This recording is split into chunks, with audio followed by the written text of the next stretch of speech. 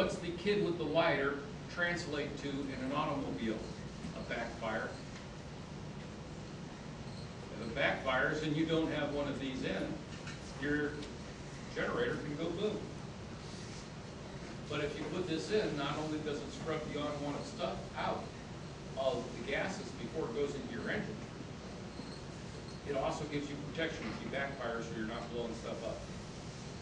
Because if you don't have one and you backfire, you do blow stuff up, which is spectacular, but it's not accomplishing what you want to do.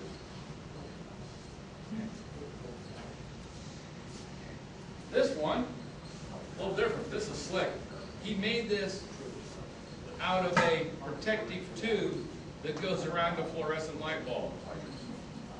Went and got 1 1/4 inch caps from a hardware store, puts it on there. Up in this end of it, he has a plastic bag under this screw-on cap. If it backs up into this one and blows up, it blows the plastic bag out. You cut another little piece of plastic bag, you unscrew the cap, screw it back down, you're back in business. Now this one's not quite complete because you've got to put a hole in a fitting here for the gases to come out and a hole in a fitting here for the gases to go in. So it's not quite done, but it's a plastic bag. Easy, cheap, if it blows, so what? Put another little piece of plastic bag in it, you're back in business. So there's different ways to do that. And it also gets rid of that backfire potential and things like that. So you can scrub it and protect the safety device to keep from blowing up your unit in case of a backfire. But your sodium hydroxide itself is still bad for you and the engine if you don't use that. For sodium hydroxide, typically, people will run it because it's readily available. You get it just about anywhere, any hardware store.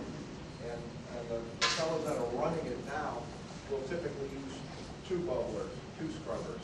They'll put it in a primary one, and then they'll come out of that and they'll go through another one just to make sure that they totally eliminate any of the catalysts that might have gotten into the gas stream. So how often are you cleaning those scrubbers? Probably every time you fill your reservoir. Yeah, it's A couple of 2, 3 tanks of gas, depends on the size of your reservoir, maybe 5 or 6 tanks. yeah, lots of it depends on how much you use it. Michigan, you get some pretty cold weather. We're going to freeze up. Yes. Yeah. So this is only about 32. At this stage of the game, it's a fair weather. However, we had one guy who claimed running his trucks, and I haven't done this yet. I'm going to try it this year, depending upon what we develop over the summer. He used blue window washer fluid and added his catalyst to that, and claims he had no trouble with it and worked well. I'm going to try that. How well is it going to work? I don't have a clue. Guess I'll find out this winter.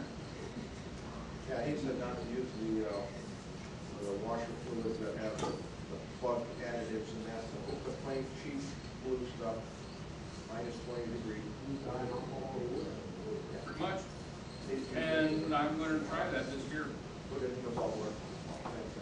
There's another gentleman out there in the world who's working on some actual chemicals to make a solution for his electrolyte with some other things in it rather than that alcohol and a little bit of blue soap.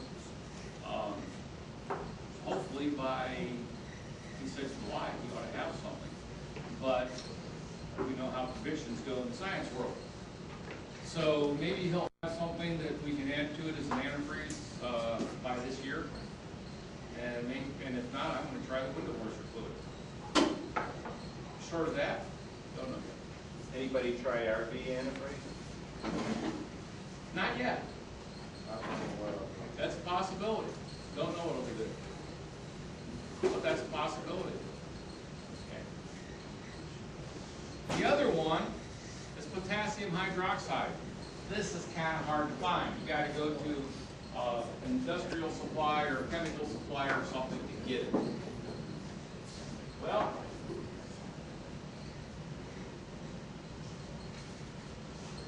how much is that? $7, $8 for that much.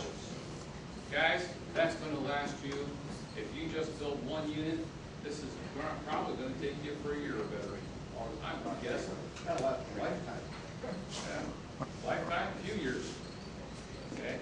So once you find it, this is aaa-chemicals.com. Okay? Once you find it, and it's not terribly expensive, but it is harder to find, and it works really, really well, potassium hydroxide. It is caustic. It is caustic. So be careful with it. The good thing is, the others come out of solution. All the rest of them come out of solution and travel with the gases. The potassium hydroxide does not. It stays in the solution. So once you have the solution made and your water level is dropping, just add more water. It's like topping off a battery. You don't put more acid in it. Because of that, that supply there will probably last you until you die. Because you just put more distilled water in. Now, eventually, it may get weaker, so every once in a while, you may want to check and see. How do you know if it's getting weaker? Yeah, so how do you tell when to add? Put an amp gauge on. You got your inductive amp gauge, you were running yourself 15 amps, you check it, it's at 12 amps, you've lost some potassium hydroxide, add a little bit. Bring it back up to your 15 amps. Real easy way, you can do it with an inductive DC meter. Once the cell is designed and you know your amperage, if it gets low, you just add a little bit more until your amperage comes back and you're there. So some will make the first batch of solution, and you just add it until. Right. So it's not difficult. Now, you're still gonna need a bubbler, but just for safety's sake, you would need a bubbler to. The bubbler at this point is just to protect you from backfires. Yeah, we recommend that in any system. Right. You don't want to blow your reservoir or your